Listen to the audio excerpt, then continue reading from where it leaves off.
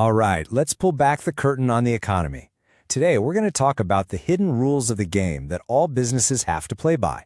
You know, the rules that decide everything from how much you pay for coffee to the ads that are constantly popping up on your social media feed.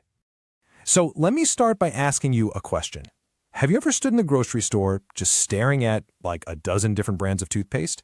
And then you go home, turn on the tap, and realize you have absolutely zero choice in who provides your water? It seems kind of weird, right? Well, it's not random. There's a really powerful economic logic behind this, and we're about to figure it out together. Okay, so to solve that whole toothpaste versus tap water puzzle, we need to get on the same page about what a market actually is. Because, in economics, it's not just a physical store you walk into. It's a much, much bigger idea that kind of shapes our whole world. At its very heart, a market is really just a system of competition. It's the entire arena. It could be your local farmer's market, or it could be the global stock exchange, where people who want to buy something and people who want to sell something all come together to compete. And that one word, competition, that's the key to understanding everything else. You know, the easiest way to think about all these different markets is to picture a spectrum. On one far end, you've got pure, no-holds-barred competition, and on the other extreme end, you have zero competition at all. And, as we're about to see, most of the businesses you interact with every day are living somewhere in the middle of that spectrum. So let's start by looking at the two absolute polar opposites on our spectrum. If we can really understand these extremes, this perfect world on one side and the single, all-powerful ruler on the other, it'll be way easier to understand the messy reality that's in between. So on one side, we have perfect competition. Picture a huge, bustling marketplace with tons and tons of businesses all competing. And on the other side, we have a monopoly. Think of it like a fortress, where just one single seller is the king of the castle. It's the ultimate showdown, right? Maximum competition versus literally no competition. Okay, let's take a closer look at perfect competition. Now, it's really important to get this. This is mostly a theoretical idea. It's like a benchmark that economists use. In this, perfect world, there are so many buyers and so many sellers that not a single one has any real power. The products are all identical, like individual grains of wheat. It's super easy for new companies to jump in, and everybody knows everything about all the prices. What's so cool about this system is that it's self-correcting. So imagine one farmer starts making a ton of money, what economists call abnormal profits. What happens next? Well, other people see that and they go, hey, I want a piece of that action, and they start their own farms. All these new farms flood the market with more supply, which pushes prices down for everyone until the profits go back to just a normal level. In a world of perfect competition, nobody gets to be king for very long. Now, this graph looks super simple, but it tells a really powerful story. For any single company in this kind of market, the demand for their product is a perfectly flat horizontal line. This means they're what we call price takers. They have zero power to set their own prices, they just have to take whatever the market rate is. And why is that? Well, if one farmer tries to charge just 1 penny more for their wheat, every single customer will instantly go to one of the thousands of other identical farms. They have absolutely no pricing power. Okay, now let's leap all the way to the other end of the spectrum, the monopoly. Here, it's one seller, one ruler, that's it. They have total control of our product that has no close substitutes. And, this is the big one, there are huge barriers like a patent on a new medicine or an exclusive government contract that act like a giant moat, making it basically impossible for any competitors to even get in the game. And, as you can see, the graph for a monopolist tells a totally different story.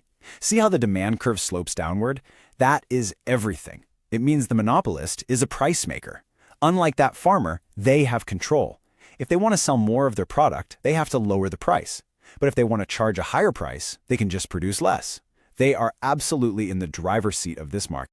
So, an easy way to remember this is think of thousands of individual wheat farmers. They're all price takers. None of them can change the global price of wheat. But your local electricity provider, oh yeah, they're a price maker. As the only game in town, they have a ton of control over what you have to pay.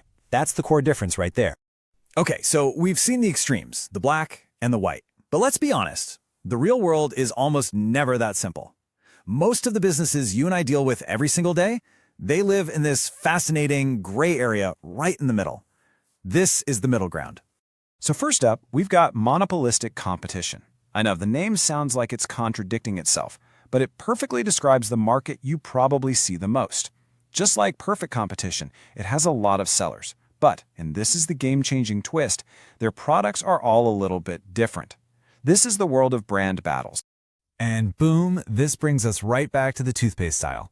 Think about it. Colgate, Crest, Sensodyne, they all clean your teeth, but they compete like crazy by making their products just a little different. One whitens, one is for sensitive teeth, another has mint stripes. This whole battle to win your loyalty by being slightly different, that's called product differentiation. And then we have oligopoly. This is the game of the few. It's a market that's dominated by just a handful of massive players. Think of it like a high-stakes chess match. We're talking about airlines, cell phone providers, or the classic rivalry between Coke and Pepsi. In this game, all the companies are super interdependent. Every single move one company makes, like a price cut or a new ad, forces the other players to react. You can bet that if Ford offers a new discount, GM and Toyota are already in a meeting planning their countermove. All right, we've taken a tour of the entire market spectrum. But so what? Why does any of this actually matter to you? Well, it's pretty simple. The type of market a business is in directly hits your wallet, it determines the choices you have, and it shapes the whole economy around us. This table really does a great job of tying it all together. Just take a look. Over on the far left, you've got perfect competition. Tons of sellers, identical products, and what's their price control? Zero. They're price takers. Now look all the way to the right at monopoly. One seller, a unique product, and major price control. And then you have the middle ground, like monopolistic competition, with lots of sellers but different products, which gives them some control over their price. This range of price control, from none to a lot, that's really the most important thing to remember. So let's bring this all home. For you, the consumer, this really all comes down to three things. First, price. Generally, prices are going to be lowest where competition is the highest. Second, choice. You get the most variety and options in monopolistic competition. That's why we have endless types of soap and breakfast cereal. And third, advertising. Think about it. Have you ever seen an ad for one specific wheat farm? Of course not. That's because advertising is the main weapon for brands fighting it out in monopolistic competition and oligopolies. And so, here we are, back where we started. But now, you know the hidden rules of the game. So the next time you're out shopping, or paying a utility bill, or watching an ad, you can ask yourself, what kind of market am I actually in right now? I promise, once you start